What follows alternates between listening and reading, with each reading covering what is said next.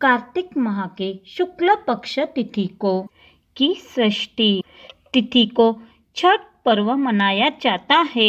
ऐसे में चलिए जानते हैं इस पर्व के पावन कथा के बारे में। इस दिन भगवान सूर्य देव और छठी माता की पूजा का विधान है। छठ की पूजा जब तक पूरी नहीं होती है, जब तक इस पावन पर्व की कथा न सुनी जाए। ऐसे में चलिए जानते हैं विस्तार से छठ पूजा की पौराणिक व्रत कथा के बारे में। पुराणों के अनुसार राजा प्रियवंद नामक राजा हुआ करते थे, जिनकी कोई संतान नहीं थी। तब महर्षि कश्यप ने पुत्र प्राप्ति के लिए राजा के यहाँ यज्ञ का आयोजन किया। महर्षि ने यज्ञ आहुति के लिए बनाई गई खीर को प्रियवंद की पत्नी मालिनी को खाने के लिए कहा। खीर के प्रभाव से राजा और रानी को पुत्र तो हुआ, लेकिन यह मृत्यु था। प्रियंगवन पुत्र को लेकर शमशान गए और पुत्र वियोग में प्राण त्यागने लगे। उसी समय भगवान की मानस पुत्री देवसेना प्रकट हुई। उन्होंने राजा से कहा कि सृष्टि की मूल प्रकृति के छठे अंश से उत्पन्न होने के कारण मैं सृष्टि कहलाती हूँ। माता ने राजा को अपने पूजन का आदेश दिया।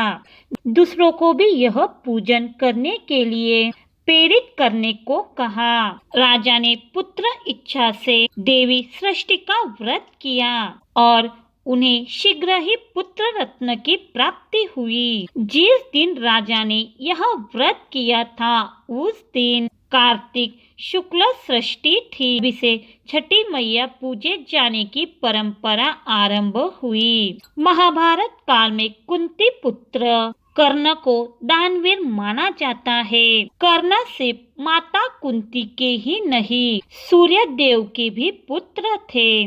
सूर्य देव की कर्ण पर विशेष कृपा थी। कर्ण नियमित रूप से प्राप्त काल में उठकर सूर्य देव को अर्घ्य दिया करते थे। तभी से एक पर्व के रूप में सूर्य अर्घ्य की परंपरा का आरंभ हुआ।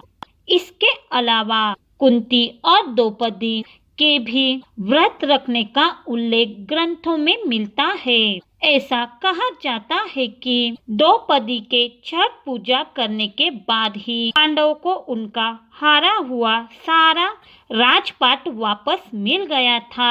रामायण में भी छठ पूजा का वर्णन मिलता है। दरअसल भगवान राम सूर्यवंशी कुल के राजा थे और उनके आराध्य कुल देवता सूर्य देव ही थे।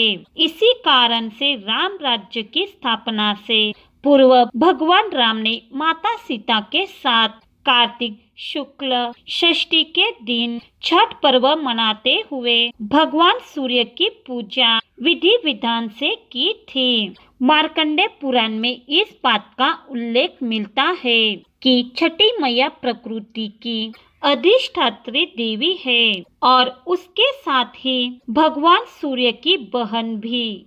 छठी मैया को संतान सुख, संतान की दीर्घ आयु और सौभाग्य प्रदान करने वाली माता माना गया है। जब बच्चे के जन्म के छठे दिन उसका छठी पूजन होता है, तब इन्हीं माता का स्मरण किया जाता है।